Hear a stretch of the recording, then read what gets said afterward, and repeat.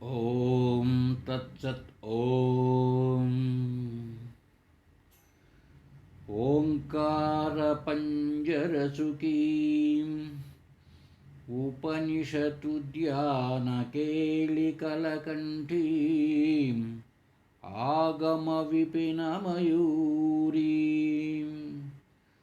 ఆర్యాం అంతర్విభావయే గౌరీ. ఓం తత్సత్. ప్రతిబంధకాల విషయం చర్చిస్తూ గురువుగారు అటువంటివన్నీ ఏం లేకుండా నశింపచేయడానికి సాధన ముందుకు వెళ్ళడానికి బహిరంగ సాధనలు ఏంటో ఆంతరంగిక సాధనలు ఏంటో తెలియజేస్తూ చివరికి చెప్పాడు, ఎప్పుడైతే ఈ అధికారి పురుషునకు అంటే అర్హత కలిగిన శిష్యుడు లేక సాధకునికి అజ్ఞానం నశించిపోయిన తర్వాత పుణ్యపాపరూప సంచిత కర్మలన్నీ ఆత్మజ్ఞానం చేత నశిస్తాయి. ఆ ఆత్మజ్ఞానం యొక్క ప్రభావం వల్ల ఆగామి కర్మలు అంటే ఇప్పుడు చేసేటువంటివి ఫలితం తర్వాత ఎప్పుడో రాబోయే కర్మలు కదా ఆగామి కర్మలు, అవంతా కూడా ఈ సాధకుణ్ణి అంటే ఈ జ్ఞానిని అంటవు. మరియు ప్రారబ్ధ కర్మ వలన ప్రాప్తములైనటువంటి అన్నపానాది విషయములను ప్రారబ్ధంతో ఏమేమి లభ్యమవుతాయో, అతని ప్రారబ్ధంలో సుఖభోగం ఉన్నదా దుఃఖభోగం ఉన్నదా అన్న విషయంలో అటువంటివన్నీ ఆ ప్రారబ్ధానుభవాన్ని అనుభవించిన వాడై ఆ జ్ఞాని అయినటువంటి ఆ వ్యక్తి అఖండైక రస సచ్చిదానంద బ్రహ్మాత్మ రూపము చే స్థితుడగుచున్నాడు. ఇక తానే బ్రహ్మముగా ఉండిపోతాడు. ఇదండి ఆత్మజ్ఞానం కలిగితే ఏం ఫలం? మోక్షరూప ఫలం. ఇదే మోక్షం అంటే. ఇదే జీవన్ముక్తుడు బ్రతికున్నంగానే తాను శరీరము కాదు అన్నటువంటి జ్ఞానం నిర్దుష్టంగా అపరోక్షముగా కలిగితే ఇదే జీవన్ముక్తి, బ్రతికున్నంగానే మోక్షం. సరే, చనిపోయిన తర్వాత శరీరం రాదు కదా అంటే అది విదేహముక్తి. ఇక్కడ కొనసాగించిన తర్వాత ముగిస్తూ గురువుగారు చెప్తానే శిష్యుడు అడిగాడు, స్వామి, ఆత్మజ్ఞానం కలిగింది, అజ్ఞాని పోయింది, అయినా కూడా మీరేం చెప్పారు? ఆ జ్ఞానికి విషయానుభవము ఉన్నది అన్నారు. అంటే ఈ ప్రాపంచిక విషయాలతోటి సంబంధం ఉన్నది అంటే విషయాలను అనుభవిస్తూనే ఉంటాడు అని చెప్పారు మీరు. ఎందుకని? ప్రారబ్ధం ఉన్నది కనుక ఆ జ్ఞానికి విషయానుభవం అంటే విషయ వస్తువులతోటి అనుభవం ఉంటుంది. అంటే అతను విషయ సుఖాలనే కాదు, అదే ఆ విషయాలను శబ్దస్పర్శ రూప రసగంధాది విషయాలను అనుభవిస్తూనే శరీరాన్ని గడుపుతాడు అని చెప్తున్నారు మీరు. ఇది కుదరదంటా నేను. ఎందుకో తెలుసా? ఇప్పుడు ఒక విషయాన్ని ఏదైనా అనుభవించాలంటే అతడికి దేహాభిమానం ఉండాలి కదా, నేనే దేహమును అన్నది ఉండాలి, అప్పుడే కదా అనుభవిస్తాడు. మరి జ్ఞానికి ఆ దేహ జ్ఞానం కలుగుతూనే నేను శరీరము కాదు అన్నటువంటి విషయం తెలిసిపోయింది. ఇప్పుడు దేహాభిమానం లేదు. మరి అటువంటప్పుడు దేహాభిమానమే లేకపోతే ఆ విషయాల పట్ల అతనికి ఆసక్తి ఎలా ఉంటుందంటారు? సరే, లేదు ఇంకా ప్రారబ్ధ కర్మ ఉన్నది కాబట్టి ఆ జ్ఞానికి విషయానుభవం లభ్యమవుతుంది అన్నారనుకోండి మీరు. ఇది కూడా కుదరదు. ఎందుకో తెలుసా? లోకంలో ఏదైనా సరే శరీరం ఉన్నది అనేటువంటి వాడికి మాత్రమే విషయానుభవానికి కారణమవుతున్నది. శరీరం అన్నటువంటికే, శరీరం అనే అభిమానం ఉన్నవానికే జరుగుతుంది లోకంలో, వ్యవహారికంలో. అంతేకాదు ఈ జాగ్రత్త అవస్థలో కానీ స్వప్నావస్థలో కానీ మనం విషయాలను అనుభవిస్తూ సుఖదుఖాలను పొందుతున్నాం కదా. ఇవంతా దేనివల్ల? దేహాభిమానం ఉన్నందువల్లనే, దేహమే నేను అనుకున్న దానివల్లనే కదా. మరి ఇది లేనటువంటి దేహాభిమానం లేనటువంటి గాఢ నిద్ర, అదే సుషుప్తి అవస్థలో ఎటువంటి విషయానుభవము కలగటం లేదు కదా. ఏం స్వామి, మరి దీన్ని బట్టి చెప్పండి, ఏ? ఆ దేహాభిమానం దేహమే నేననే భావన జ్ఞానం కలుగుతూనే వెళ్ళిపోయింది కదండి. ఏ? కాబట్టి వెళ్ళిపోయిన తర్వాత మళ్ళీ ఎలా వస్తుంది? సరే సరే ప్రారంధం ఉందయ్యా ఏ? అని అన్నారనుకోండి. మరి జ్ఞాని కలిగిన వానికి ఈ ప్రారంధం ఉన్నది అని అంగీకరిస్తూ ఈ విషయానుభవం కలుగుతుంది అని అంటారా మీరు? సరే దీన్ని అంగీకరిద్దాం అనుకోండి. ఏమి ఈ విషయంలో శంకరాచార్యులు భాష్యం రాస్తూ ఒక మాట రాశాడు. ఏమని? తమే తమ విద్యాఖ్యం ఆత్మానాత్మనోదితరేతరాధ్యాసాం పురస్కృత్య సర్వే ప్రమాణ ప్రమేయ వ్యవహార లౌకిక వైదిక చ ప్రవృత్తా అన్నాడండి. ఈ సర్వలౌకికమైన వైదికమైన వ్యవహారముల యొక్క ప్రవృత్తి ఇదంతా కూడా అధ్యాస అన్నాడు. అంటే అధ్యాస తను అది కాని దాని యందు అది అని భావించిన దాని వలన వేది శరీరము కాని ఆత్మస్వరూపముందు శరీరాన్ని భావించినందువల్ల ఇలాంటి లౌకిక కానీ లేక ఈ వైదిక వ్యవహారాలు కానీ జరుగుతున్నాయి. ఈ వ్యవహార అధ్యాసపూర్వక వ్యవహారత్వాత్ అని కూడా అన్నాడు. అధ్యాసపూర్వకమైన వ్యవహారము మరి ఇప్పుడు ఆ జ్ఞానం కలిగింది, ఈ అధ్యాస భ్రాంతి వెళ్ళిపోయింది కదా గురువుగారు. మరి ఎలా జరుగుతుంది ఈ లౌకిక వైదిక వ్యవహారాలు? నేను వేసిన ప్రశ్న జాగ్రత్తగా వినండి స్వామి. ఏమి అలా కాకుండా అట్లా కలిగేట్టుగా ఉందనుకోండి, జ్ఞానం కలిగినా కూడా అది కలుగుతుంది అని అనేటిగా ఉంటే మీరు చెప్తారనుకో, జ్ఞానం కలిగినా కూడా జరగచ్చు అయ్యా, ఈ అధ్యాసాలు జరగచ్చు, లేకపోతే భ్రాంతులు ఉండవచ్చు, మళ్ళీ జ్ఞానం కలిగినా ఉంటాయి అని అంటారా? సరే, అంటే నేను ఒక మంచి ఎగ్జాంపుల్ ఇస్తా చూడండి. అక్కడ ముత్యపు చెప్ప ఉన్నదండి, దాన్ని ఒకడు వెండి అని భ్రాంతి పడ్డాడు, అధ్యాస అయినాడు. ఇప్పుడు వాడికి దగ్గర పోయి చూశాడు, అది వెండి కాదు, ముత్యపు చిప్ప అనే జ్ఞానం కలిగింది. ముత్యపు చిప్ప అనే జ్ఞానం ఎప్పుడైతే కలిగిందో ఇప్పుడు వెండి అనేటువంటి ఆ అధ్యాస, ఆ భ్రాంతి పోయింది కదండి. అలాగే ఆత్మ సాక్షాత్కార జ్ఞానం, ఆత్మ అంటే ఏంటో అపరోక్ష జ్ఞానం కలిగిన తర్వాత, అజ్ఞానం పోయిన తర్వాత, ఈ దేహాభిమానం వెళ్ళిపోయిన తర్వాత మళ్ళీ దేహాభిమానం అనువృత్తి, దేహాభిమానం మళ్ళీ ఎట్లా కొనసాగుతుందండి? సరే, మీరు అన్నట్టు కొనసాగిందే అనుకుందాం.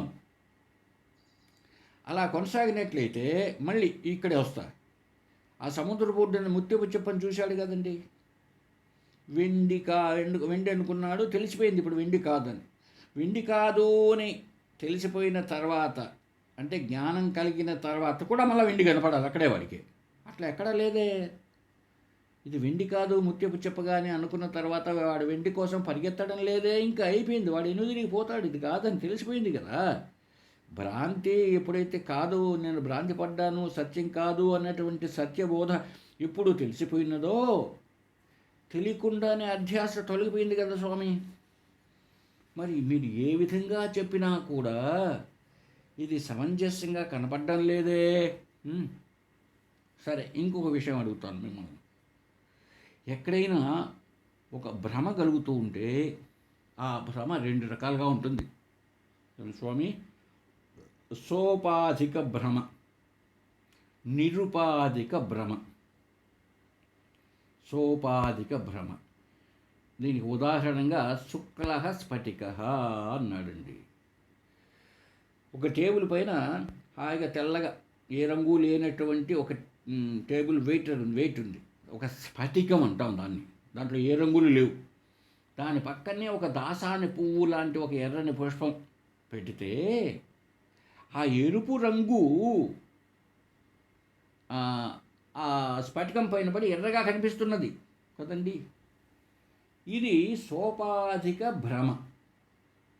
ఎందుకని సోపాధిక ఉపాధి అయింది అంటే, అది ఎర్రగా కనపడడానికి దానికి ఉపాధి ఉన్నది. ఏదే ఉపాధి? అదో ఎరుపు రంగు కలిగిన పుష్పం. ఆ ఉపాధి ఉన్నదాని వలన స్ఫటికం ఎర్రగా కనపడుతున్నది. ఏం స్వామి? నిరుపాధిక భ్రమ, ఉపాధి లేకుండానే భ్రమపడ్డం. ఈ విషయాన్ని మనం అర్థం చేసుకోవాలి. సోపాధిక భ్రమ, నిరుపాధిక భ్రమలు ఏంటి? రెండు రకాలే. ఇప్పుడు సముద్రం దగ్గరికి పోయినాడండి ఒకడు. ఆ నీళ్లు చూస్తే బ్లూ రంగుతో కనపడుతున్నాయి, సముద్రపు నీరంతా. ఇప్పుడు ఏంటబ్బా సముద్రం అంతా ఈ రంగుతో కనపడుతున్నదే, నీళ్ళ రంగు ఇలా ఉన్నదా అని దోసెడితో పట్టి నీళ్లు తీశాడు. లేదు, రంగు లేదు.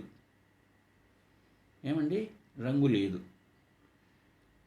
అక్కడ ఇప్పుడు ఏమైంది మరి? అది రంగు లేనటువంటి నీరు రంగుతో కనపడుతున్నది కదండి.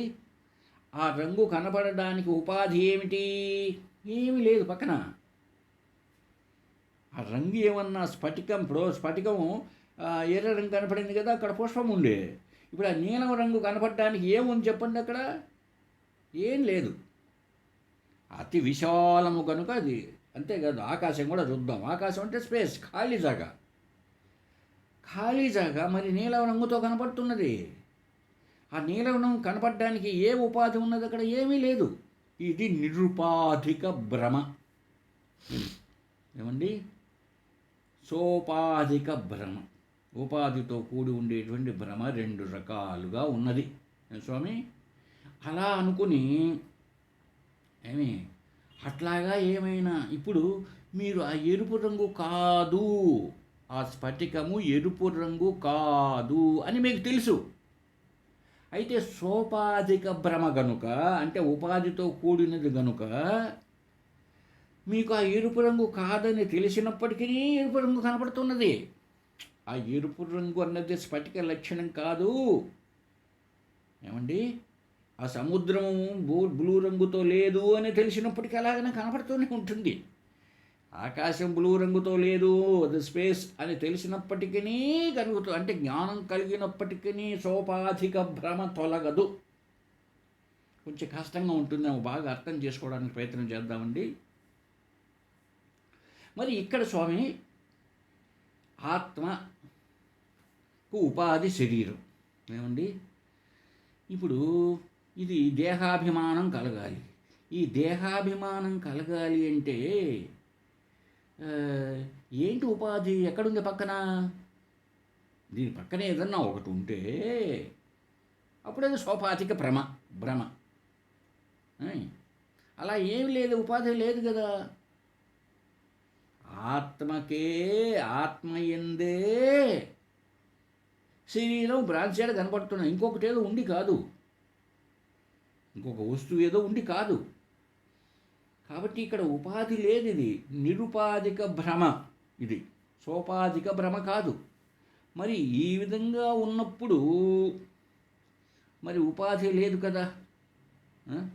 అక్కడ ఆ ఎర్రని పుష్పం దాన్ని కనపడడానికి ఉపాధి అయ్యా అన్నారు.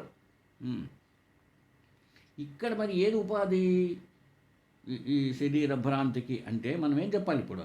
అజ్ఞానమే, అంతే. అజ్ఞానమే ఉపాధి. దీనికి అజ్ఞానం వల్లనే అలాగ ఉన్నది, అలా కనపడుతున్నది. ఇప్పుడు అది ఏదో వేరే. ఇప్పుడు తాడు ఉండి ఏమండి పాము కనపడడం వేరే,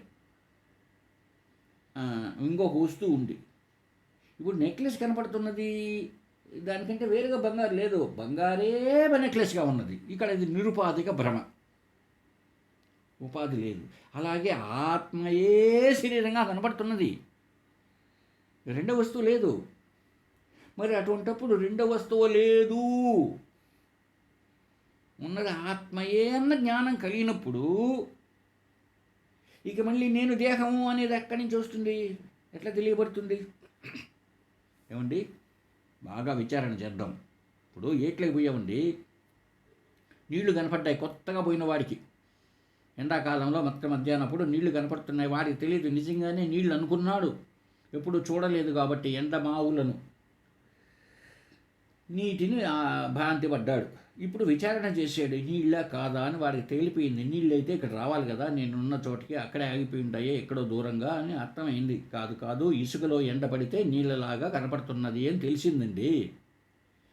తెలిసినప్పటికీ నీళ్లుగా కనపడుతూనే ఉంటాయండి. నీళ్లు కాదు అన్న జ్ఞానం కలిగింది కదా, నీళ్లు కాదు అన్న జ్ఞానం కలిగింది, మరి నీళ్లు లేకుండా పోవాలి కదా. అది భ్రాంతి కదా, నిజంగా నీళ్ళని చూడడం భ్రాంతి కదా. నీళ్లు భ్రాంతి వల్ల కనపడ్డాయి కదా, నిజం కాదు కదా. అయినా ఇప్పుడు జ్ఞానం కలిగిన నీళ్లు కనపడతానే ఉంటాయి. ఇది మనకు జాగ్రత్తగా శాస్త్రంగా అర్థం కావాలి. ఇది ఎటువంటిది? ఇది సోపాధిక భ్రమ. ఇసుక అది ఉండబట్టి నీకు అలా భ్రాంతి. అది నీకు తెలిసినా పోదు. ఇంతకుముందు చెప్తే సముద్రము, ఆకాశము మీకు గుర్తుపెట్టి చెప్పా. ఆ స్ఫటికము కొన్ని ఉదాహరణలు ఇచ్చాను నేను. ఇంకంతకంటే ఎక్కువ అవసరం లేదనుకుంటాను బహుశా. ఇదైతే జ్ఞానం కలిగిన పోవాలి. బట్ శరీరం అలా కాదు. ఈ శరీరమే ఆత్మ. ఇది ఆత్మ ఎందే ఉన్నది శరీరం. ఇది ఉపాధి, ఆత్మకు ఉపాధిగా ఉన్నది. ఉన్నప్పుడు నువ్వు ఇంకా మళ్ళీ జ్ఞానం కలిగిన తర్వాత ఉపాధి అంటే ఏది లేదు కాబట్టి అజ్ఞానం అనాలి. ఎప్పుడైతే అజ్ఞానం అన్నామో, ఇప్పుడు అజ్ఞానం ఏమైంది? ఆత్మజ్ఞానం చేత పోయింది. ఎప్పుడైతే పోయిందో ఇక మీరు అయ్యా అజ్ఞాన కార్యం పోయింది కాబట్టి జ్ఞానికి ఇక ప్రారబ్ధవశం అనే విషయానుభవం అని చెప్తున్నారే. అజ్ఞానం ఏమో పోయింది, ప్రారబ్ధం మాత్రం మిగిలి ఉంది. దీనివల్లనే విషయాలతో జ్ఞానికి అనుభవం జరుగుతున్నది అని అంటున్నారు. ఇది అసంగతం, కుదరదు. అసలు మీరు చెప్పే విషయం కుదరదు అంటే క్లుప్తంగా సమాధానం ఇచ్చారండి గురువుగారు. నాయనా, అహం బ్రహ్మాస్మి అను ఆత్మజ్ఞానము చేత ఎవనికి అజ్ఞానము నివృత్తమైనదో, ఎవరికైతే అజ్ఞానం పోయిందో అటువంటి జ్ఞానికి ప్రారబ్ధ కర్మ వశము వలన ఆ విషయానుభవము సంభవించుచున్నది. నాయనా, జ్ఞానం కలిగినా కూడా అజ్ఞానం పోయినప్పటికీ ఇంకా ప్రారబ్ధం అన్నది మిగిలి ఉన్నది కనుక ఈ బయట ప్రపంచంతో విషయాలతో సంబంధం ఏర్పడుతూ ఉన్నది, విషయాలను అనుభవిస్తూ ఉన్నాడు. అంతేకాదు, ఇంకొక విషయం చెప్తా విను. ఆ విషయానుభవమునకు కారణమైన ఆ విషయాలు అనుభవించడానికి ఏమం కావాలా? ఉండాలా? నేను దేహము అన్న అభిమానం ఉండాలి కదా. కారణం అదే కదా. విషయాలు అనుభవించాలంటే నేను దేహము అంటే కదా, దేహమే కదా అనుభవించేది విషయాలను. విషయాలంటే శబ్దస్పర్శ రూప రసగంధాదులను. కాబట్టి ఇప్పుడు ఆ జ్ఞానికి ఆ విషయానుభవము దేనివల్ల అయింది? దేహాభిమానంతో. అయితే ఆ నేనే దేహమును అన్నది ఎట్లా ఉందో తెలుసా శిష్య? జ్ఞానవంతుని యందు దేహాభిమానం ఎలా ఉన్నదంటే సత్యంగా లేదు, బాధితానువృత్తి చేత ఉన్నది. బాధిత అనువృత్తి చేత దేహాభిమానం ఉన్నది, సత్యముగా లేదు అన్నాడండి గురువు. ఇది కొత్త పదం కాబట్టి ముందు ఈ పదాన్ని అర్థం చేసుకోవాలి. బాధ అంటే నాశనము, పోవడం, తొలగిపోవడం బాధ. బాధితము అంటే నాశనము చేయబడినది, అంటే లేకుండా చేయబడినది. అనువృత్తి కొనసాగుతూ ఉన్నది. అనువృత్తి అంటే కొనసాగుతూ ఉండడం. ఇప్పుడు బాధితానువృత్తి అంటే నశింపజేసిన తర్వాత కూడా కొనసాగుతున్నది అని అర్థం. మీకు దృష్టాంతం చెప్పితే అర్థమవుతుంది ఈ బాధితానువృత్తి ఏంటో. ఇప్పుడు పొడుగాటే తాడు ఉందండి, అది టెంకాయ పిస్తాడో లేకపోతే ఏ తాడో. ఆ తాడును కాల్చేసాం, అయినా దాన్ని నువ్వు తగలకుండా ఉంటే త్రాడులాగానే కనిపిస్తూనే ఉంటుంది. అవునా కాదా చెప్పండి? అవును. లేదు, ఒక గుడ్డ పైలకి తీసుకున్నావు, కాల్చేసావు. కాల్చేస్తేనే లేకుండా ఎగిరిపోలేదు అది ఎక్కడికి. కాల్చేసినంత మాత్రంతో అది నశింపజేసావు కదా, మరి లేకుండా పోవాలి కదా. నువ్వు నశింపజేసావయ్యా, కాల్చేసావు దాన్ని, లేకుండా పోవాలి కదా. కనపడుతూనే ఉంది గుడ్డ పేలికలాగా. కాకపోతే పట్టుకుంటే బూడిదైపోతుంది, అది వేరే విషయం.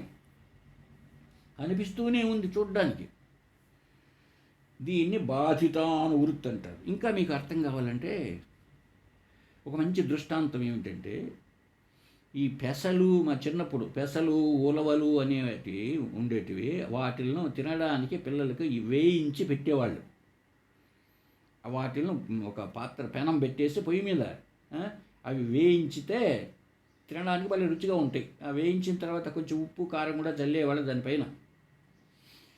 ఇంకా కొంతమంది ఏం చేశారంటే ఆ పెసలు కానీ ఉలవలు బండేటి మా చిన్న రోజుల్లో అవి బాగా నానవేసి మళ్ళీ ఎండవేసి నానేసి ఎండేసి అప్పుడు వేయించి ఉప్పు కారం చల్లేవాడు.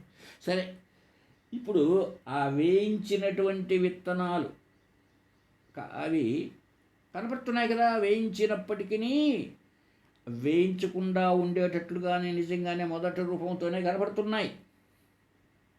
మరి నశింపబడ్డాయా? ఎస్, నశింపబడ్డాయి. ఎందుకో తెలిసిన ఒక్కటి కూడా మొలకెత్తదు. వేయించిన విత్తనాలు మళ్ళీ పొలంలో వేస్తే మొలకెత్తవు. చూసారా? దీనిని బాధిత అనువృత్తి అంటారు. ఏమండి, కొంచెం కష్టంగా ఉన్న అర్థం చేసుకోవడానికి ప్రయత్నం చేయండి. ఎందుకంటే ఇది సామాన్యంగా అందరికీ వచ్చేటువంటి సంశయమే. జ్ఞానం కలిగిందయ్యా, మళ్ళీ ఎట్లయ్యా ప్రపంచంలో ఉంటాడు అతడు అనేటువంటిది పెద్ద టాక్. జ్ఞానం కలుగుతూనే చచ్చిపోవాలా వాడు. జ్ఞానం కలుగుతానే చొక్కా వేసుకోకూడదు, ప్యాంటు వేసుకోకూడదు. ఇవి జ్ఞానం కలిగింది కదయ్యా, ఈయన ఎందుకయ్యా టీ తాగుతున్నాడు? జ్ఞానం కలిగింది కదయ్యా, ఈయనకి ఎందుకు పెండ్లా ఉంది? జ్ఞానం కలిగిందయ్యా, ఈయన ఎందుకు ఊర్లో ఉన్నాడు? జ్ఞానం కలిగిందయ్యా, ఈయన ఎందుకు కారులో? ఇవంతా వస్తుంటాయి. ఇవి అర్థం కావాలి ముందు మనకు. లేకపోతే జ్ఞానం ఏంటో అనుకుంటూ ఉంటాం. జ్ఞానం కలిగితే హిమాలయాలకు పోవాలా అనేవాళ్ళు కొంతమంది. హిమాలయాలకు పోతే అక్కడ నీళ్లు ఇవన్నీ అవి ఉన్నాయి కదా, అవే కదా విషయాలు. అక్కడ నీళ్లు, రొట్టె, చాప, పడుకోవడానికి గుడిసె, ఇవే కదండి విషయాలంటే, విషయానుభవం. అందువల్ల ఈ విషయం బాగా అర్థం కావాలి కనుక చెప్తున్నా. జ్ఞానవంతుని యందు బాధితానువృత్తి ఉన్నది. నిజంగా శరీరమా అంటే కాదు, జ్ఞానముతో బాధితమైంది. బాధితమైనటువంటి శరీరం ఉన్నది కనిపిస్తూ. ఇప్పుడు ఇది ఆ తాడు కాల్చేసి ఉన్నది, తాడులాగా కనపడుతున్నది. దాంతో ఏదైనా ముడేయగలుగుతామా? తాడుని తీసుకొని ఒక దూడనో లేకపోతే ఒక మనిషినో కట్టేయగలుగుతామా? అది పనికిరాదు. అలాగా ఉన్నది బాబు ఈ దేహం. జ్ఞానం కలిగిన తర్వాత దేహం ఉంది అంటావాను? ఎస్, ఇదో ఈ బాధితానువృత్తి చేత ఉన్నది అన్నాడు. అంటానే మళ్ళీ గురువు వేశాడండి ప్రశ్న. స్వామి, దేహాభిమానానికి కారణం అజ్ఞానం కదా. అజ్ఞానం కరెక్టే. అజ్ఞానం వల్లనే శరీరం నేను అన్న భావన వచ్చేసింది. మరి ఇప్పుడు ఆత్మజ్ఞానం చేత అజ్ఞానం పోయింది కదా. అజ్ఞానమే కారణం కదండి శరీరం రావడానికి. ఏం స్వామి, ఎన్నోసార్లు చెప్పారు మీరు. ఏంటి ఈ శరీరం రావడానికి కారణం? అజ్ఞానం అని చెప్పారు. ఇప్పుడు అజ్ఞానము లేదా మాయా అని కూడా అన్నారు, అవిద్య అని కూడా చెప్పారు. ఎప్పుడైతే మాయ ఉపాదాన కారణమో నిమిత్త కారణం బ్రహ్మ అని చెప్పిన్నారు. నాకు బాగా గుర్తుండి మీరు చెప్పడం. కాబట్టి అజ్ఞానం అనేది ఉపాదాన కారణం, మెటీరియల్. సరే, అజ్ఞానం కారణం రావడానికి, శరీరం రావడానికి కారణం అజ్ఞానం. బాగుంది, అది ఉపాదాన కారణం అనుకుందాం. ఏదైనా సరే ఒక ఉపాదాన కారణం నాశనం అయిపోతే ఇప్పుడు కార్యం ఉంటుందా స్వామి? చూడండి ఎంత గొప్ప ప్రశ్న అంటే ఇది. కారణము, కార్యము. కారణము మట్టి, కార్యము కుండ.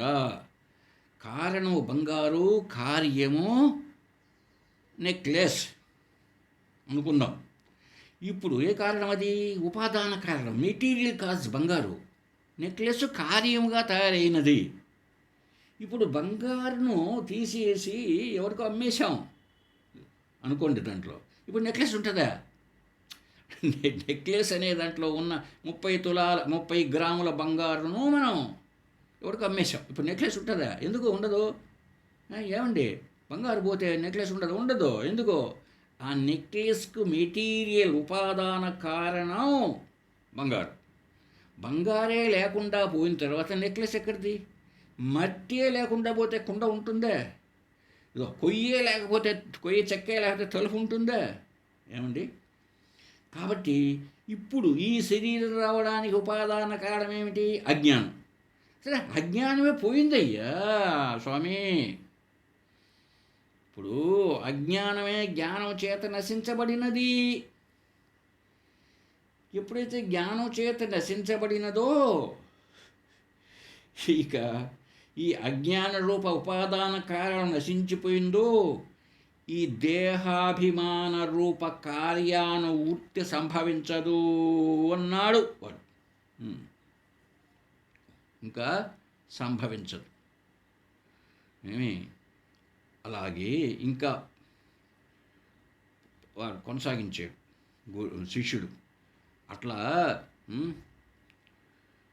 ఎప్పుడైతే స్వామి ఉపాదాన కారణం నివర్తకమవుతున్నదో, పోతూ ఉందో ఉపాదాన కారణం, ఆ పదార్థము తత్కార్యం కూడా నివర్తమవుతున్నది.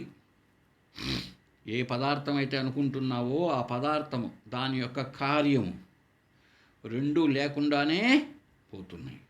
అలాగే ఆత్మజ్ఞానంతో అజ్ఞాన రూప ఉపాదాన కారణం ఎప్పుడైతే నివృత్తి చెందుతున్నదో ఆ అజ్ఞానం యొక్క కార్యం కూడా ఏం కావాలి? తప్పక పోవాలి. మరి ఆ విధంగా ఉన్నప్పుడు ఇప్పుడు దేహాభిమానం అంటే దేహమే నేను అనేటువంటి భావన, దేహభావన, శరీర భావన, దీనికి కారణం ఏమిటి? అజ్ఞానం కదా. ఈ అజ్ఞానం వల్ల ఎప్పుడైతే జ్ఞానముతో నశించినదో దాని కార్యమైనటువంటి ఈ శరీరం నేననేటువంటి భావన పోయింది, వెళ్ళిపోవాలా, తప్పదది. మరి అటువంటప్పుడు ఈ జ్ఞానవంతునికి ఈ విషయానుభవము సంభవింపదు. అజ్ఞానికి సంభవించవచ్చు. ఎందుకు? వాడికి శరీరమే నేననే భ్రాంతి ఉంది కనుక అన్నీ చేయవచ్చు, లోకంలో అంతా తిరగవచ్చు. వీడికి జ్ఞానికి ఉపాదాన కారణమైనటువంటి అజ్ఞానమే నశించిపోయిన తర్వాత ఇంకా నేను దేహమే అన్నటువంటిది ఎలా ఉంటుంది? ఉండడానికి వీలే లేదు అన్నాడు శిష్యుడు. దానికి గురువు చెప్పాడు, నాయనా ఆత్మజ్ఞానం అజ్ఞానమునకు తత్కార్యమునకు నివర్తకమే. ఆత్మజ్ఞానం అనేది అజ్ఞానాన్ని పోగొడుతుంది, నిజమే. అంతేకాకుండా అజ్ఞానం యొక్క కార్యాన్ని కూడా, కారణం పోతే కార్యం పోతుంది కదా, దాని యొక్క కార్యాన్ని కూడా కార్యం కూడా పోతున్నది, కరెక్టే. ఆత్మజ్ఞానం కలుగుతూనే అజ్ఞానం పోతున్నది. దానివల్ల ఉన్నటువంటి జనన మరణ సంసారంతో కూడిన ఈ శరీరం అనేది కూడా పోతున్నది, నిజమే. అయితే ధనుస్సు నుండి విడువబడిన బాణము వలె, ఒక బాణం నుంచి, ఒక విల్లు నుంచి బాణం వదిలేమండి, అది ఫలంనిస్తుంది. అంటే ఎక్కడ పోయి కుచ్చుకోవాలనో కుచ్చుకుంటుంది. అదే విధముగా ఈ ప్రారబ్ధ కర్మము జ్ఞానము కంటే ప్రబలమై ఉన్నది. చూడండి, గురువుగారు చెప్పే మాట. నువ్వు చెప్పింది కరెక్టే, అంగీకరించాం. ఆత్మజ్ఞానము అజ్ఞానాన్ని పోగొడుతుంది, దాని కార్యమైన దేహాభిమానాన్ని కూడా పోగొట్టాలి, తప్పదు. అయితే ఎప్పుడూ బాణం విడవబడింది అయ్యా, ఇప్పుడు నీ జ్ఞానం కలిగింది. బాణం విడవబడిందంటే శరీరం వచ్చింది. ఎందుకు వచ్చింది? అసలు శరీరం ఎందుకు వచ్చిందో శిష్య అర్థం చేసుకున్నావా ఏనాడైనా?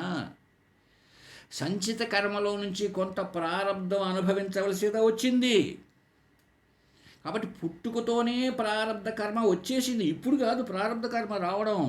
ప్రారబ్ధ కర్మ అంటే ఏమిటి? నువ్వు అనుభవించవలసినటువంటి కర్మ. ఈనాడు అనుభవించవలసింది కాదు, పుట్టుక నుంచే వచ్చింది. అంటే పుట్టుకతోనే సంచితంలోంచి ఒక బాణం బుయ్యమని ఈ బిడ్డతో సహా వచ్చేసింది. అది ఎంత వేగంతో ఎంత దూరం వరకు ప్రయాణం చేయాలనో అంతవరకు ప్రయాణం చేయాలి కదా, మరి అది మధ్యలో ఎలా ఆగిపోతుంది? కాబట్టి ఈ కర్మ, ప్రారబ్ధ కర్మ అనేటువంటి బాణము ముందే వదలబడి ఉన్నది. నువ్వు అన్నట్టు అజ్ఞానంతో పోయింది. ఏం పోయింది? దేహాభిమానం పోతుంది, నిజమే, కరెక్టే. అయితే ముందే వదలబడే బాణం. అందువల్ల ఆ ప్రారంధ కర్మ ఉన్నది జ్ఞానము కంటే ప్రబలము, పెద్దది, గొప్పది, ఎక్కువ బలము కలిగినటువంటిది జ్ఞానం కంటే ఈ ప్రారంధ కర్మ. అది ముందే ముందే రెడీ. ఇప్పుడు వచ్చింది జ్ఞానం నీకు. ఏ 30 ఏళ్ళకో ఆయన. ఇప్పుడు అలా లేకపోతే శంకరాచార్యులకి పైల్స్ అంట, పాపం దొడ్డికి కూర్చుంటే రక్తం పడేదంట. అది ఆయన ప్రారంభం. స్వామి వివేకానందకు ఆస్తమా పేషెంట్ అంటండి పాపము. అది ఆయన ప్రారంభంతో వచ్చింది. రామకృష్ణ పరమహంస గారికి గొంతులో క్యాన్సర్ శరీరానికి, అది ముందే విడువబడిందండి, అనుభవించాలా. మలయాళ స్వామి వారికి కూడా షుగర్ పేషెంట్, ఆయనకు కూడా చెవు ఆపరేషన్ జరిగింది. మా గురువు గారు పూజ్యులు శ్రీ విద్యానందగిరి స్వామి వారికి స్ప్లీన్ దెబ్బతిన్నది. చివరికి ఆపరేషన్ పోయినారు అపోలో హాస్పిటల్కి మెడ్రాస్లో. అక్కడే ఆయన శరీరాన్ని చాలించారు. పూజ్యులు చిన్మయారణ్యం యొక్క మాతాజీ, శారదా మాతాజీ, ఆమెకు బ్లడ్ క్యాన్సర్ అండి. ఆ నిల్లు బ్లడ్ క్యాన్సర్తో వర్ణించింది. ఏమండి, మాకు ముఖ్యమైనటువంటి నాకు నా సాధనలో సహాయపడినటువంటి గురు సమానులు, రేణిగుంట దగ్గర ఉండేటువంటి ఆ గీతాశ్రమం అని ఒకటి ఉంది. యలమండెం అంటారు ఊరు, అక్కడ యలమండెంలో. అక్కడ కాళేశ్వరానంద స్వామి అని ఒక ఆయన ఉంటాడు, చాలా గొప్ప వ్యక్తి. నాకు నా ఆధ్యాత్మిక సాధనలో వారు కూడా కొంత సహాయపడ్డారు. వారికి తెలియకుండానే కడుపులో క్యాన్సర్. చూడండి, నాకు తెలిసిన వాళ్ళ విషయం చెప్తున్నాను. మహానంది దగ్గర రామకృష్ణానంద అని, ఈ గండి రామకృష్ణానంద కాదు, ఒక రామకృష్ణానంద, చాలా గొప్ప వ్యక్తి. ఆయన యోగంలోనూ జ్ఞానంలో కూడా చాలా గొప్ప వ్యక్తి. ఆయన అప్పట్లోనే ఒక 4-5 గ్రంథాలు కూడా రాశాడు, ఉన్నాయి నా దగ్గర కూడా. చాలా గొప్ప వ్యక్తి. ఆయన మర్డర్ చేయబడ్డాడండి. చూడండి మరి ఎంత ఘోరమో. ఏంటిది, ఇంత జ్ఞానిని మర్డర్ చేసేశారు. మర్డర్ అంతే, చంపేశారు. మరి ఏంటంటారు వింత కూడా. కాబట్టి ఆయన ముందు వదిలిపెట్టబడినటువంటి బాణము అన్నాడు గురువు. అందువల్ల ఏమైంది, దానికి ఈ జ్ఞానం కంటే అది ప్రబలమై ఉన్నది. జ్ఞానం కంటే ప్రబలం. అందువల్ల ఆ ప్రారబ్ధము ఈ అజ్ఞానాన్ని, దాని కార్యమైనటువంటి దేహాభిమానాన్ని అడ్డగిస్తున్నది, ప్రతిబంధకిస్తున్నది. అయితే ఈ దేహాభిమానం అన్నది మళ్ళీ నువ్వు సత్యంగా అనుకోవాకు. ఏమనుకో, అంతకుముందే చెప్తే బాధితానువృత్తి అని అర్థం చేసుకో శిష్య. బాధితానువృత్తి బాధించబడినప్పటికీ కొనసాగుతున్నది, నశించిపోలేదేమయ్యా అనొచ్చు నువ్వు. ఇప్పుడు వచ్చిన ప్రశ్న అదే. శరీరం జ్ఞానం కలుగుతున్నా చచ్చిపోవచ్చు కదా, చచ్చిపోదు. ఎందుకు, ప్రారంధం బలంగా ఉన్నది. ముందు నుంచే ఎన్నేళ్ళు బతకాలనో, ఎందుకు ఈ ప్రారంధం అనుభవించాలి కనుక ఎంతకాలం వరకు ఉండాలనో అది ముందే నిర్దేశించబడి ఉన్నది. అందువల్ల ఈ ప్రారబ్ధము, ఈ అజ్ఞానాన్ని, దాని కార్యమైనటువంటి దేహాభిమానం పోవడానికి ప్రతిబంధకముగా ఉన్నది అన్నాడు గురు అండి. సరే స్వామి, ఆ ప్రారబ్ధ కర్మ ఆత్మజ్ఞానము కంటే ప్రబలము అని ఒప్పుకుంటారా మీరు? ఒప్పుకున్నారనుకోండి. మరి అట్లాటైనప్పుడు, ఆ విధంగా అయినప్పుడు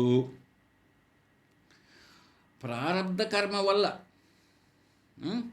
ప్రతిబంధకం కదా, ఆటంకం కదా, అప్పుడు ఆత్మజ్ఞానం వలన అజ్ఞానమునకు కూడా నివృత్తి కాకపోవాలి అంతే. ఎందుకు, ప్రారబ్ధ కర్మ కదా. ఇక ఆత్మజ్ఞానం కలగడం, మళ్ళీ అజ్ఞానం పోవడం అనే ప్రశ్నే లేదు. ఇంకా ఎవరికి కూడా జ్ఞానం కలగదు. ఎందుకు, ప్రారబ్ధ కర్మ ఉండలే. అసలు ఇంక వాడు ప్రయత్నం చేయాల్సిన పనే లేదు. నా ప్రారబ్ధంలో ఉంటే నాకు జ్ఞానము కలుగుగాక, నేనెందుకు ప్రయత్నం చేయాలా అని అనవచ్చు. ఎందుకు, ప్రారబ్ధం బలం కదండి. స్వామి మీరు చెప్పినట్లుగానే గురువుగారు, ప్రారబ్ధ కర్మ బలంగా ఉంది, అందువలన దాని కార్యమైన దేహాభిమానం పోవడం లేదు, అది అడ్డపడుతున్నది అంటున్నారు మీరు. అలా అయినప్పుడు ఈ ప్రారబ్ధ రూప ప్రతిబంధం ఉన్నప్పుడు అసలు ఆత్మజ్ఞానం వల్ల అజ్ఞానం పోతుందనడానికే లేదు. ఎందుకు? ప్రారంధం ఉంది, మరి అది అనుభవించాలి. ఇంకా ఆత్మజ్ఞానం కలగడం ఏమిటి? ఇది సంభవించదు అనే ప్రశ్న అద్భుతంగా వేశాడండి. ఇంకా కొనసాగుతోంది. దయచేసి బాగా అర్థం చేసుకోవడానికి ప్రయత్నం చేద్దామండి నెక్స్ట్ క్లాస్లో అయినా. హరి ఓం తత్సత్.